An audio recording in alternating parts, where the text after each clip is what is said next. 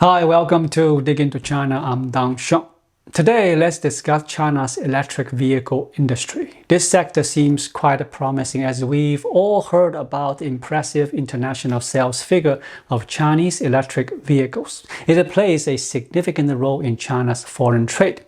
Additionally, the electric vehicle industry is closely aligned with the global green economy initiative, making it a politically advantageous economic trend. Along with the Chinese government, governments worldwide are promoting the green economy and electric vehicles. As a result, many people see this industry as having significant growth potential. However, we must acknowledge that the future of China's electric vehicle industry is concerning. The boom and the prosperity phase has already passed, and the industry is now entering a period of financial crisis and bursting bubbles. This phase will inevitably lead to many companies shutting down, intense competition causing bankruptcies, significant unemployment, and wage reductions. As a result, this could trigger widespread social conflicts. The external factor driving this crisis is the rising tariffs imposed by the European and American countries on Chinese electric vehicles.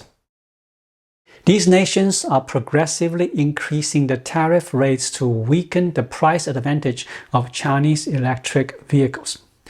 Consequently, China's export competitiveness in this sector is severely undermined.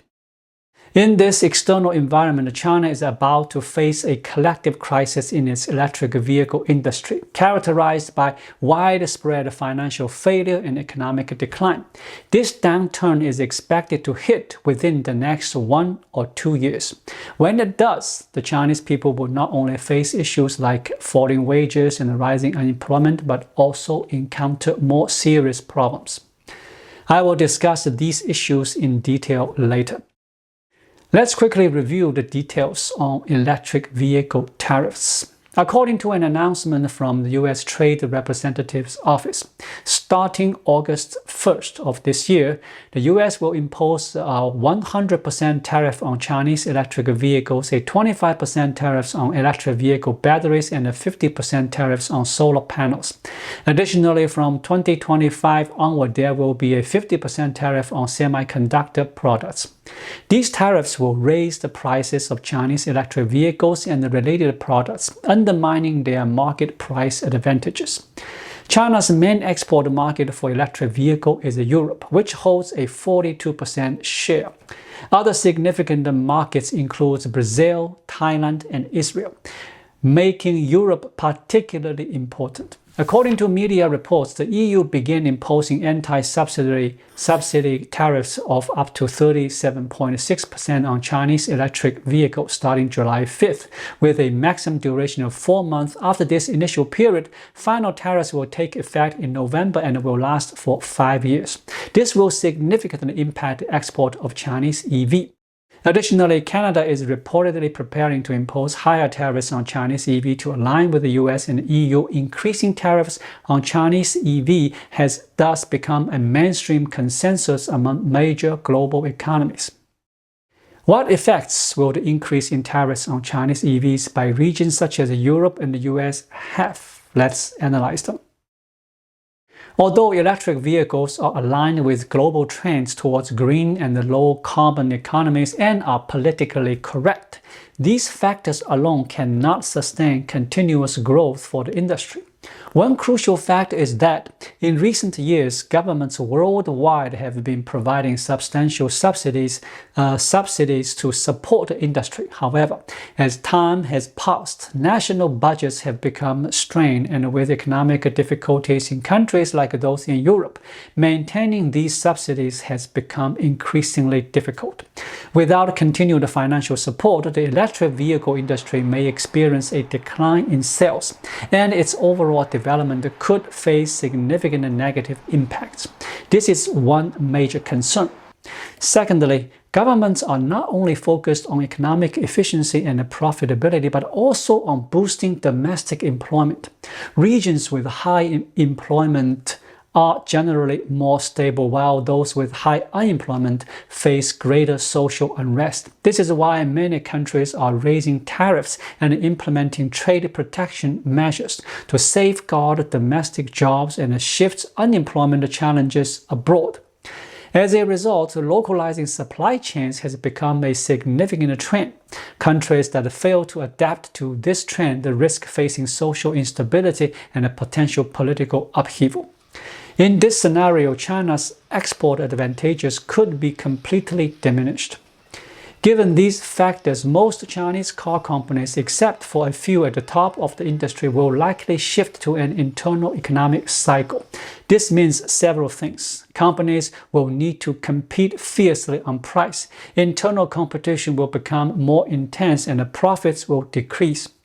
The previous methods of making money through subsidies and financial schemes will no longer be effective in China. Previously, Chinese electric vehicles benefited from substantial government subsidies, which led to numerous fraudulent practices within the industry. For example, some companies exaggerated their vehicle numbers, reporting more vehicles than they actually produced, or used falsified production data to obtain subsidies. A notable instance was the Suzhou Qinglong bus, which reported 1,683 electric vehicles that did not actually exist within a year. There were also cases of falsifying key parameters like range, battery capacity, and vehicle size, as these figures directly influenced the amount of subsidies received. Thirdly, some companies engaged in battery repurchase schemes to fraudulently obtain subsidies. Since batteries make up the largest portion of a vehicle's cost, companies would, after receiving government subsidies, sell the cars to intermediaries they controlled. They would then remove the batteries from these vehicles, install them in new car bodies, and repurchase original cars. These repurchased vehicles would be fitted with cheap gasoline engines and resold to rural areas. Chinese manufacturers have employed many tactics to exploit subsidy programs. However, by 2022, subsidy policies were phased out, marking the end of the era of subsidy fraud in China's electric vehicle industry. This shift ushered in a period of intense internal competition. In 2022, there were 600,000 electric vehicle-related companies in China. By 2023, this number had grown to 920,000, and it is expected to surpass 1 million in 2024. The number of competitors in the electric vehicle markets has greatly increased. The latest data shows that the most popular electric vehicles are priced between 100,000 and 150,000 yuan, while the highest market penetration is seen in model priced under 50,000 yuan. Overall, mainstream electric vehicles are competing primarily on price, leading to a fierce price war within the industry. In simple terms, this process can be described as involution, where excessive internal competition ultimately causes the industry to collapse into a large-scale failure. To understand why this is happening, we need to look at the underlying reasons behind China's initial push to develop the electric vehicle industry. Let's explore that. In reality, while these actions may appear to be driven by economic motives, they are fundamentally motivated by political considerations. Firstly, domestically, the electric vehicle industry can boost various related sectors as traditional manufacturing shifts out of China. This industry serves as a temporary replacement, helping to prevent a significant drop in economic indicators. Additionally, it supports basic employment and helps stabilize the unemployment rate, mitigating the visible impact of job losses. Secondly, internationally, a portion of China's electric vehicle production is aimed at the export market, generating foreign exchange revenue. This helps compensate for the loss of foreign exchange due to the relocation of traditional manufacturing, ensuring that China can continue to earn foreign currency. However, with the US, Europe, and other countries imposing sanctions and higher tariffs on Chinese electric vehicles, the export market could face a slowdown.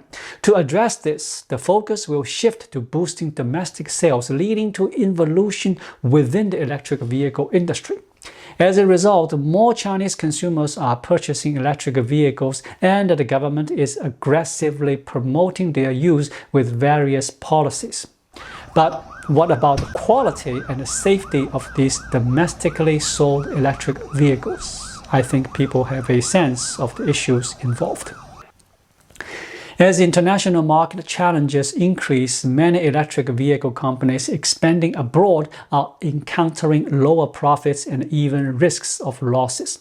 According to the Chinese electric vehicle regulatory platform, by March 11, 2019, there were 635 registered vehicle manufacturers in China. Since then, the situation has worsened significantly, with many major companies withdrawing from the electric vehicle sector each year. As of 2023, nearly 80% of the large companies that entered the electric vehicle market in the past decade have been eliminated.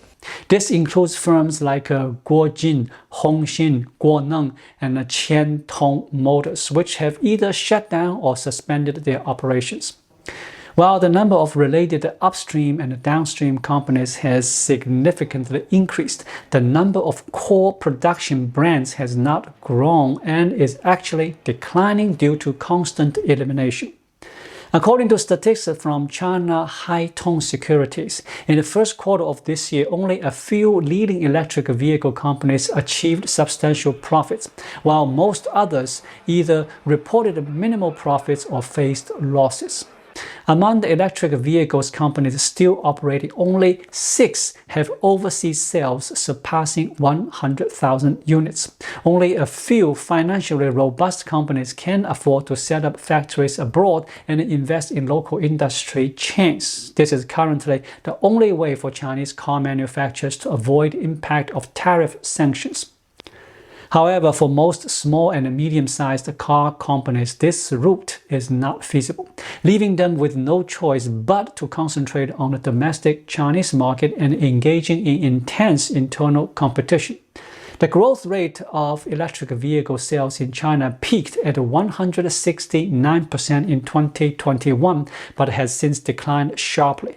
By 2024, the projected growth rate is only 23%. A lower growth rate indicates more fierce competition in the market, making the level of competition significantly more intense than in the past. The future of the electric vehicle industry in mainland China is set to be one of intense involution and a forced focus on the domestic market. Specifically, when internal competition intensifies to its peak, the entire industry will face high debt and low profitability, making widespread bankruptcies inevitable. When involution reaches its extreme, it ultimately leads to the collapse of the entire industry, resulting in widespread failures and abandoned projects. Based on this assessment, China's EV industry is inevitably heading towards becoming an unfinished project. Over the years, many of Xi Jinping's initiatives have similarly resulted in unfinished projects. This pattern of incomplete endeavors has become a defining feature of the current Chinese economy. Why does China exhibit this characteristic? Well, it's influenced by factors such as the political system and economic environment. There is another significant factor exacerbating this situation: Xi Jinping, who is often called Emperor Xi. He has earned the nickname Emperor of Unfinished Projects because many of his major initiatives have ended up incomplete. Examples include the Beijing Stock Exchange, the Xiong'an New Area, and the Housing for Living, Not Speculating policy, all of which have faced significant difficulties and largely failed to achieve their intended goals.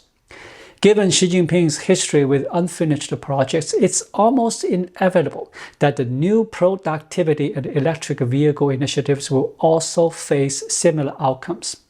I have considerable confidence in his ability to turn major projects into failures, leading to the conclusion that the entire Chinese economy could end up as a massive unfinished project. The real challenge, however, lies not only in the existence of these unfinished projects, but in how to manage and address the aftermath of such failures. This aspect is crucial. After a market economy becomes an unfinished project, the next logical step in China is to reverse marketization. The Chinese government's actions are ostensibly aimed at promoting market principles, but they often result in moving away from a true market economy. While the Chinese government promotes the idea of market mechanism, it simultaneously stirs up public resentment against the private entrepreneurs. More critically, China fails to provide a genuine rule of law environment or a true market framework for private enterprises, forcing them to engage in illegal practice to survive. Consequently, state media highlight and expose these violations, such as tax evasion and regulatory breaches, to the public. Under this narrative, the general perception in China is that private enterprises are merely unscrupulous merchants who should be dismantled. Scandals involving subsidy fraud in the EV sector follow a similar pattern.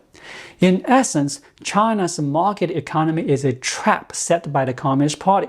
When issues arise within the market system, the public often concludes that capitalism is fundamentally corrupt and that the private enterprises are its agents.